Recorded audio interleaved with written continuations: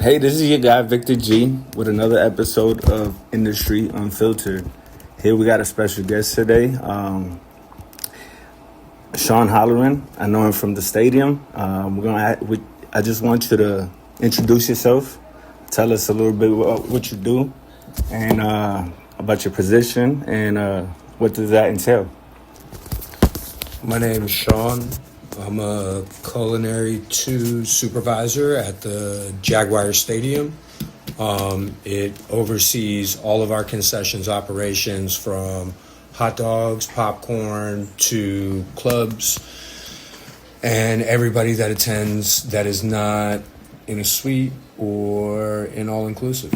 Nice. Sounds like a busy job. Yeah.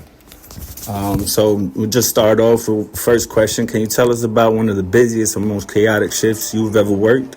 What made that night so memorable? Our busiest shifts would be NFL events. You're not serving hundreds of people, but you're serving tens of thousands of people in a short period of time.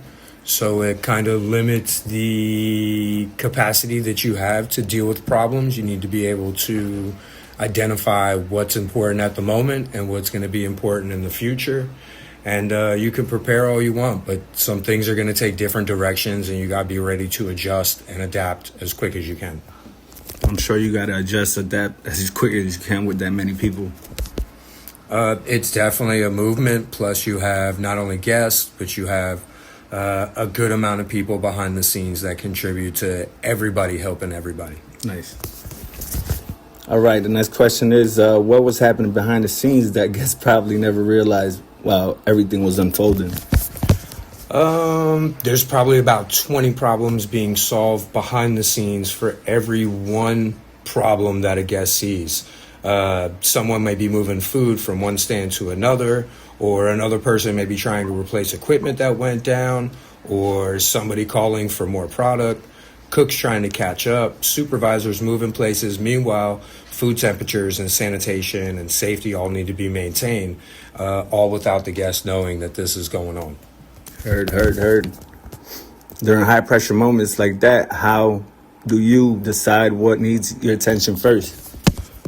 Keeping safety in mind, that would be priority one. Then anything that could stop the operation, and then speed of service. If there's a food safety item that needs to be addressed immediately, that's going to be our number one. And then anything that bottlenecks concessions, tens of thousands of people trying to eat, you got to move quick. So if we can find something that fixes that problem to keep the food flowing out and the line moving, we're going to do that. Okay, nice. How important is teamwork and communication when things become overwhelming? And can you share an example? Teamwork for us in concessions is everything. Large amounts of people in the stadium means large amounts of people helping on our side with 12 registers open and trying to serve, 10,000 to 20,000 guests in a part of a stadium. One person can't operate a kitchen concession stand by themselves. During rushes, communication and shorthanded things need to be clear and specific. Instead of just saying something like, we're out of food, somebody needs to say what they're out of, how much they need, what they're going to need it for. And you just need to think catching up with emergencies before they happen is the goal. So communication has to be key for any success with that many people. Most definitely. What's one misconception guests have about busy nights in hospitality? I think the biggest misconception would be when something takes long, it's not that employees aren't working hard enough. Usually it's the opposite. The busier or more overwhelming our operation becomes, the harder everybody behind the counter is working. A 5-minute wait may seem simple, but guests might not be involved in hundreds of people getting orders processed at the same moment that theirs is being processed. Heard. Looking back on your experience, what is the biggest lesson those chaotic nights have taught you in the hospitality professional? The way you preparation is going to matter more than anything. You can't completely control what happens with thousands of people arriving, but you can control the preparation beforehand. Proper prep, enough product, equipment check, organization, making sure your work stands and everything's good and everybody has a clear outline of what their job and task is the goal for that. Communication. Again, what advice would you give to students or people entering the industry about handling the pressure of busy nights? Never panic. Things are going to go wrong. Just because something doesn't go wrong, you can't just end the shift. You got to learn to prioritize what's going wrong and solve everything in the manner that you can. Not all problems are going to get solved, but the important ones should be in the forefront. Most definitely.